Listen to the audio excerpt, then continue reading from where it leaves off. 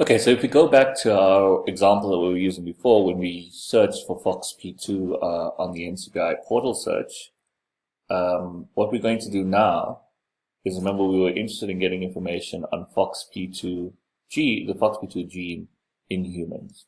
So what we'll do now is we can click on the gene database, or the gene link in the search results, and what that will return to us is this page.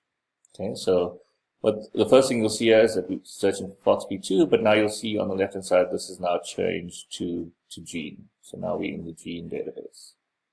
Okay, and remember, because we just searched for FOXP2, what we're going to get back now is results for FOXP2 from the gene database. But we didn't specify anything else, so we didn't say that we only wanted in humans. And where you can do that is using the advanced search tab. And again, this works very similar to the way that we do literature research, literature searching, and we'll deal with that in the next session. So I'll come back to that when we deal with the literature searching. But essentially, in this page, what we have is, you'll see that there's 225 results. Okay, but you'll see the first hit is for FOXP2. Gives a description of what FOXP2 full name for the gene is. So it's 4-KED FOXP2. And the first hit is for Homo sapiens, or human.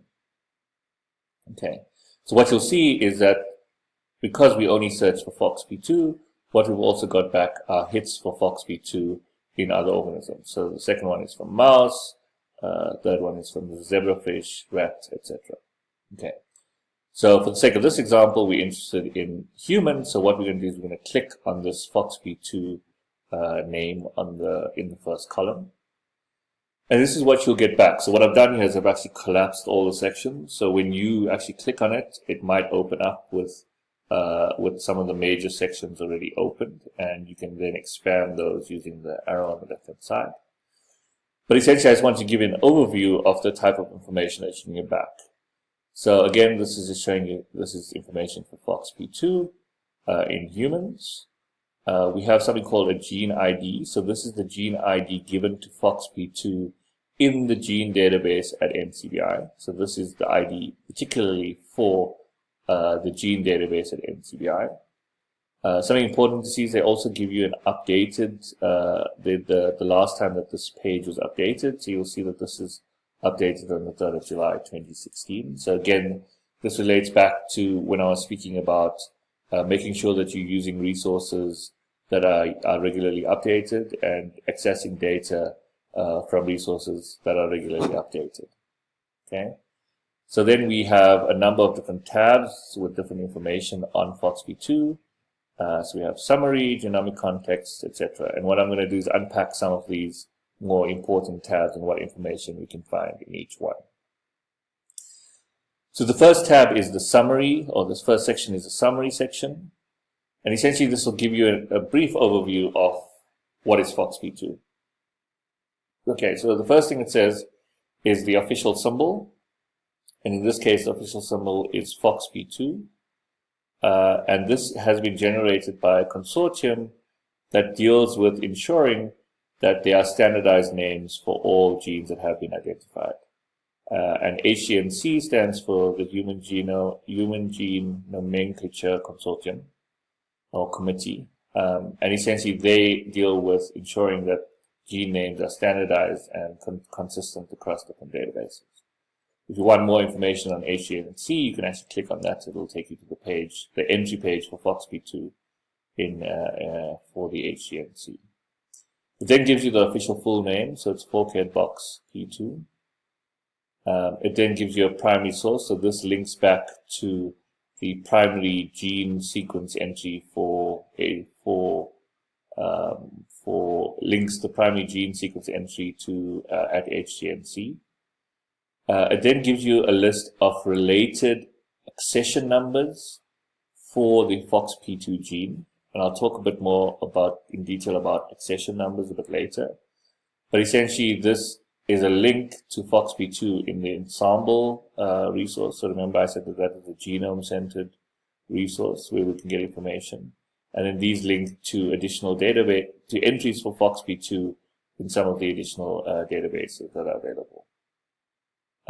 It then tells you what is the gene type. So this particular gene is protein coding. It then tells you if this gene sequence has been reviewed in RefSeq. So it said it has been reviewed in RefSeq. So there is a RefSeq entry for this particular gene. Then tells you what organism it's from. It gives you the lineage down to the organism that it's from. It then gives you a couple of aliases. So what is this gene name? What has this gene also been called previously? So there's a number of aliases or names that names that have been used for FOXP2 as well. And then it gives you a brief summary of the gene. So what is the gene? What has it done? What does it do? Where is it expressed? What diseases is it involved in, etc. And then it tells you orthologs. Have there been orthologs identified for this gene in other organisms? Okay, so that's the summary section. Now we'll have a look at the genomic region, transcripts, and products. So what this does is it gives you a graphical representation of FOXP2. So graphically showing you where this gene is found in the genome and showing you what is the structure of this gene. Okay. So the first thing we see that there is, it's basically we are looking at a region on chromosome 7, okay, on the human reference sequence 38, right? And what it's actually done is showing you a graphical representation of the FOXP2 gene. So in purple here, what you see, this is the FOXP2 gene. You'll see that the horizontal lines indicate exons, and the vertical line indicate introns. Okay. Sorry, I got that wrong. The horizontal lines indicate introns, and the vertical lines indicate exons. You'll see that there's arrows pointing to the right, which is indicating that the gene is transcribed in the forward direction. And you'll see that there's a concentration of exons here towards the end.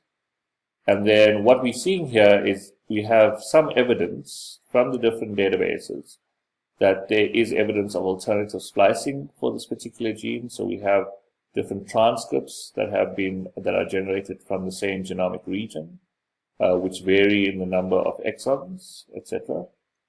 And then, so this is a good place to sort of have a graphical overview, okay, of where is this gene found in the genome, which region is it on, and then what is the structure of the gene, what are the exons, what are the introns, etc. Okay. The next section is the bibliography section. So this is going to give you a list of publications and scientific journal articles that have been essentially where all the information has been generated, has been presented in NCBI, so where they sourced that information from. So these are all articles related to FOXP2 and articles that have been used to elucidate the function of the gene, the structure of the gene, etc. So it'll give you a list of different scientific articles, and then it'll also allow you then to link to PubMed with a full list of the publications linked to FOXP2. The next section I want to speak about is something called phenotypes. So essentially this section of the page will tell you if there has been any disease associated with variations in the FOXP2 gene. So the first thing that we'll see here is an associated conditions section, and we'll see that there has been a condition, a speech language disorder that has been associated with variation or variance in FOXP2. So some of you might know this, that FOXP2 is a gene that is thought to have been involved in the development of speech in humans, or the evolution of speech in humans. And that there are variants, there is a genetic disorder where variants in FOXP2 have been associated with speech or language disorders in particular families. Another thing I want you to note here is that you'll see that there is a link to the OMUM database, which I spoke about before. So if you click on this link, this number here, it will then open up the OMIM database and give you information about this particular genetic disorder. And then you'll also be able to identify or to look at variants that have been identified and linked to this particular genetic disorder. And then there's some additional information about other clinically relevant variation that has been identified in FOXP2 and the associated diseases. So this looks at copy number variation, and then further down here I haven't shown you, but this will show you if there has been any genome-wide association studies that have been done where there have been variants linked to a particular disease, association with a particular disease in the FOXP2 gene. Then there's also the variation tab or the variation section.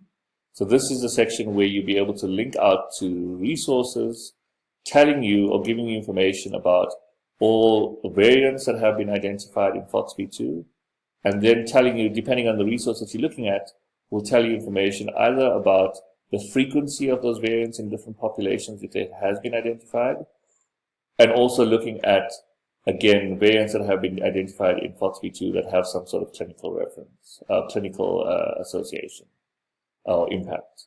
So, for example, you click on ClinVar, it's going to tell you about variants that have been identified in FOXP2 and the clinical associations.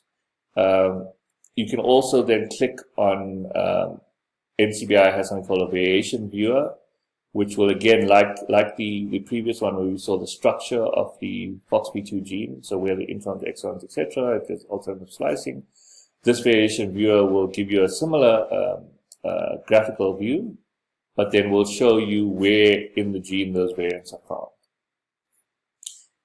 And then again, I spoke about variance and in relation to different populations.